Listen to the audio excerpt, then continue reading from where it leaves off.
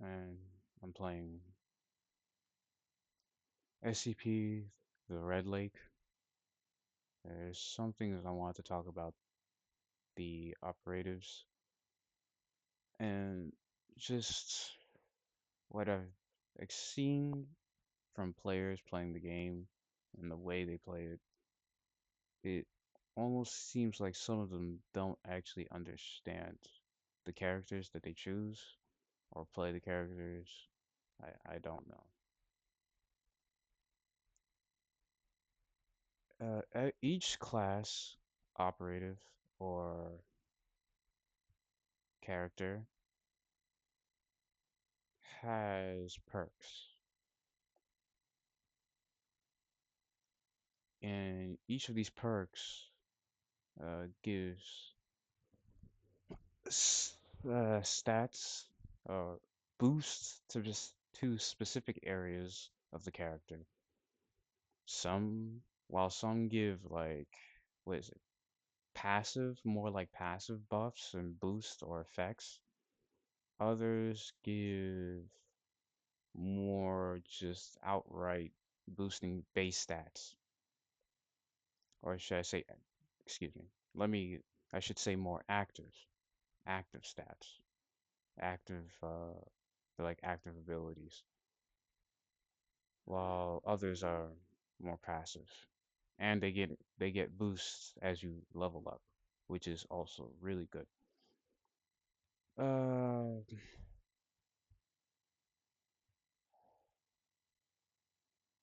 the main problem I'm seeing is that people with it's not just beginners, it's just players in general using characters and then swapping over to other characters and not I don't know if they're leveling up to level 10 or if they just trying them out, seeing how they do, and then hoping that they get strong. Unfortunately, that's not how this game works. You have to unlock mastery for the most part to get stronger. Mastery for specific characters will, well, for specific characters like this, will boost the stats or have some BS abilities or just make you outright stronger, more durable, and less susceptible to specific types of damage, stuff like that. You need to be level 10 in order to get unlock mastery. That is like the beginner phase area. You've gotten your first character to level 10. That's good. Congrats. Now comes after where you need to level up in order to boost all of these perks. Well, the ones that go up each and every operator level. Those are you going to be your main go-to perks. Let's see, yeah, like ones with armor, really good. Others, what is it? Like this, yeah, you're gonna need a lot of levels for that. This is basically how you become strong enough to do regret levels and agony levels and levels of difficulty. With if you do not level your perk past level 10, you're still gonna struggle. You can have a tank, you can have Juggernaut Eye, it does not matter. You will struggle. Not so much as RCU as it's a beginner, but Juggernaut will still die. And even when you do get mastery, you won't be able to sprint with Juggernaut. So that's something to keep in mind. This is why it's extremely important to select a operative, whether it be FBI, assault, the UIU assault, or just any operative. And some operative ends and just basically boggle down.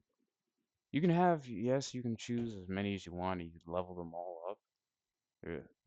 But as a beginner, it would be nice to actually like focus on something. Why did I level up the RCU? Because I like tanking. That's really all it is. This any guard is just as good, but it requires a little more leveling. And RCU, I guess you could say the RCU and guard require about the same amount of leveling, level 30 to 25. 30 is optional, 25 is a good area to stop. But if you're dying to everything, then you probably need to push it to 30. Um, but yeah, that's going to take a lot of time and it's going to consume a lot of XP potions. And that can be an issue, and also why the reason why you want to focus on a couple of operatives, unless you're farming for uh, potions and stuff.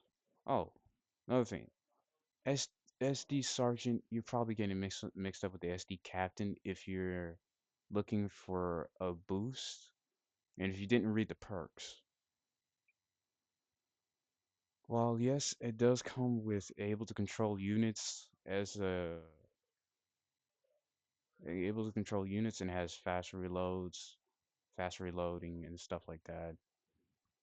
The main, I guess people look at this as the main ability, allowing them to control units in specific game modes and having light armor, which is a nice bonus. And ammo holder, and it all looks so good. And was high velocity bullets like doing. Yeah, that looks great. This looks wonderful as well.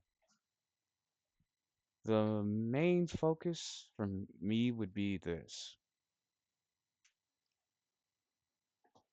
And this is probably the only reason why you would use the SD Sergeant over the SD Captain. Other than all the buffs and stuff, and light armor and stuff like that, it looks good, but that's only if people are using these characters. Otherwise, this character kind of just falls, doesn't have as much as an integral use in the group when you're playing when you're playing together in a massive group that's trying to do stuff, or any of the game modes, whether it be whether it be what the heck is hang on, what is that game mode called? Whether it be the Red Lake game mode, the Assault game mode, where you go into a base and break into it, or whether it be Extraction or Shadow War. Shadow War is a little more situational, and you need to have a high level operator for that to actually just for any of the operators to actually work. I've heard people say that what is it? Is it GURP? It's a specific operator that's designed for that game mode, and it does really well in it. I don't remember which one it was, but yeah, overall, all in all. So you probably I went off a tangent. The SD Captain has Battle Cry, which increases uh reload time also gives you HP and 40 cents for every wow. Okay. So this is probably the operator most people were probably looking for, or they get mixed up with the two. SD Sergeant is good and is good if okay, SD Sergeant looks more good on paper. I, and actually, it's looking more good as I read it. Read the passive and just compare the amount of perks it has. However, this has a better gun,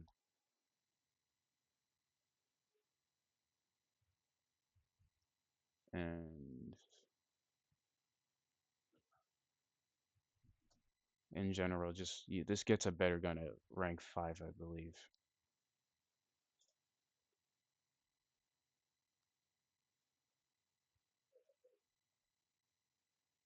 And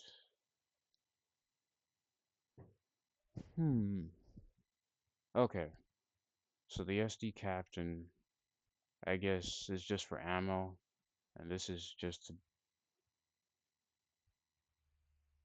So, what is the purpose of these two perks actually? Uh, I understand increases reload. This is okay. These are two interesting, unique perks. I thought the SD captain increased damage. Oh, okay. Greatly boosts damage to nearby allies in a short amount of time. Okay, I misread that. So yeah, make sure you read properly. So yeah, this SD captain boosts damage for everyone in the group, while this SD sergeant only boosts damage for a select few of the low tier operatives, which is really good, but you miss out on a lot of damage that it could help everyone else. And you don't have ammo bag, which allows you to place ammo boxes down so everyone can get ammo and stuff like that. This is good for beginner. If you intend on really like going all in on this, then do that. Go ahead, because it can actually be really goofy if there are like two at least, the two extra ones. They can probably boost the damage, triple the damage level. It'd be for these low operatives. It'd be really good. And for instance, okay, yeah, that's all I wanted to say on that.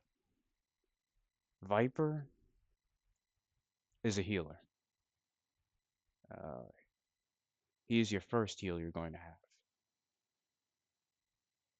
and I suggest if you're looking for a early game healer, this is the best option. Get this to level 10, and if you don't plan on going and looking for a better healer, I think Oathbreaker.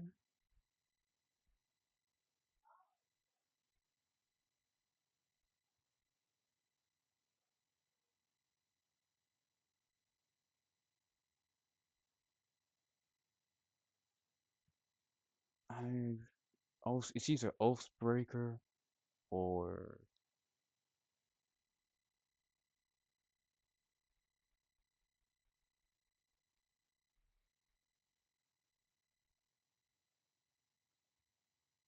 there's supposed to be a medic somewhere, and I don't know. I don't know what the medic class is at all. So sorry about that.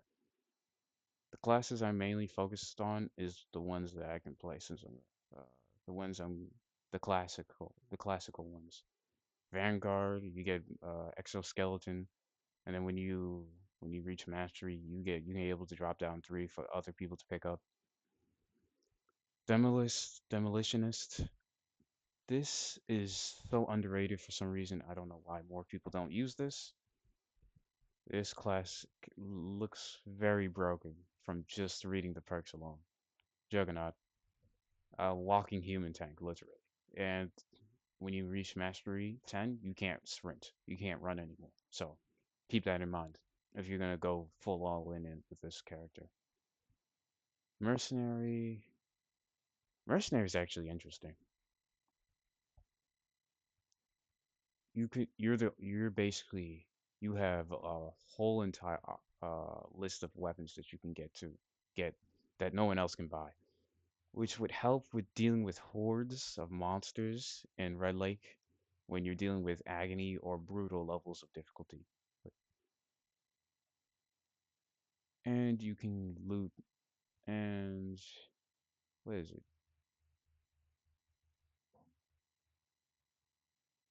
So the points system, I'm guessing the point system is for the black market tablet where you can buy your weapons. But yeah, the CRTs actually uh this looks very fun to play. I've read I've read the perks It's basically an. I feel like it's base. The reason why no one plays guard is because the CRT feels like an upgrade to the guard unit, the guard operative. But probably you're gonna need a 100 level 150, so that's gonna be a while. It gets better armor and it gets everything that you would expect you wanted this perk to have. But this perk unlocks it at its once you reach master rank 10. Once you reach level 10, it unlocks its master rank and it gets that. But this one, none of these stats never stop increasing because of because of you leveling up all the time. So there's that.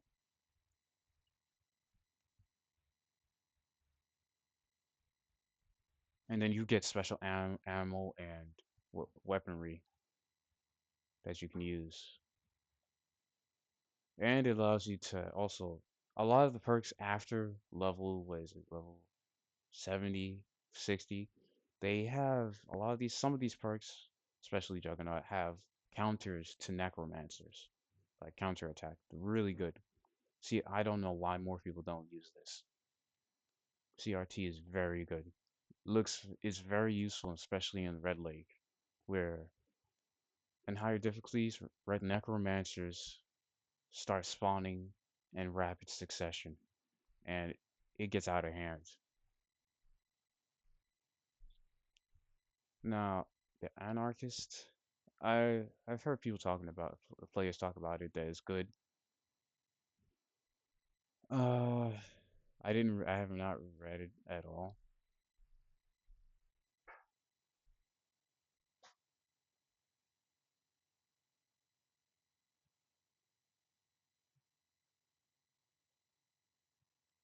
Hmm. So this is just one crazy hype. This is basically a very what is it? Strong perk. Is on the it's on to the point of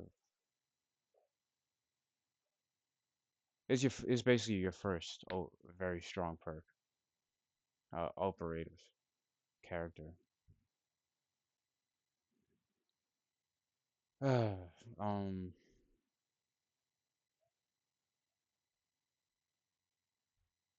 let's see. Okay, the GRUP is they all the characters are broken, and along with some of the GOC, GOC, SCP character units are also broken as well. The SCP in themselves are broken. If you, like I said, if you don't level up any units, it won't matter how what you buy. If you don't get them past level 10, you are going to die regardless of who you get.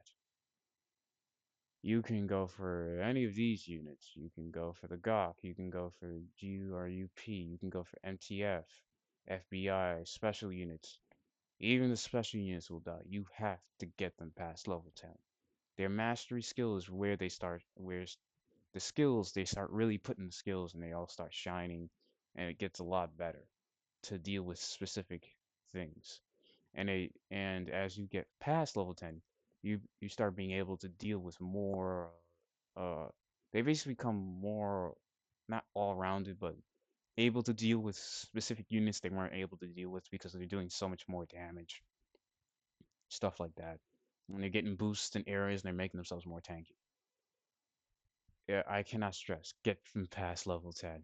Get them to level 20, 30, 40. It's a must. Otherwise, they will start. Especially units who don't, especially operatives that don't get health boosts. It is imperative that you get them past that level so that their weapon damage. For instance, the UI saw, even though people hate this character because he doesn't get any good, really good buffs aside. He's just a walking lockpick. That's what everyone calls him. Aside from being able to breach doors without needing charges and stuff like that. Because I still consider this unit really good.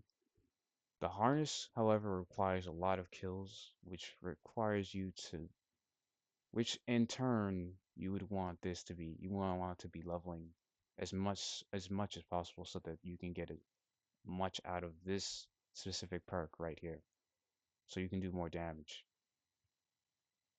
Now you do get with your mastery, you do get what is it? Ah, you do get extra 50% HP, faster sprinting, and reduced bullet spread. You do have extra 50% HP, and your M4 does 5 more damage, but that's uh 5 more damage is not going to be enough, and this 50% is probably not going to be enough at all. Just being honest with you, you shouldn't rely. You're gonna need to rely on your AR damage boost, and you need to level this up like crazy in order to actually get the amount of kills you need in order to use the explosive harness. Otherwise, you're wasting your time. If you're not doing any of that and you don't like this unit, period, don't use it. And another thing, don't use units you don't like using. Just because they're strong doesn't mean they're right for you. You could you could use the strong units and still suck all the same. You still be Let me rephrase that. You can still be terrible. You can still be bad at the game all the same. It does not matter.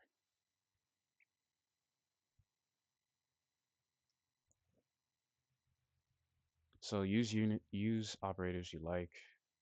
Just play the game the way you want to. Don't let anyone pressure you into using units you don't want to. Especially this guy. Especially for FBI. There are other right there are other units you can unlock once you do agony and difficulty and just complete this. Oof. The Moot, FBI Moot unit is operative is much better. Just his area of effect. Oh, look, another healer. You you get him, use him far better. You can heal his area of effect healing far better passives. He even gets the AR boost, and I believe he also has.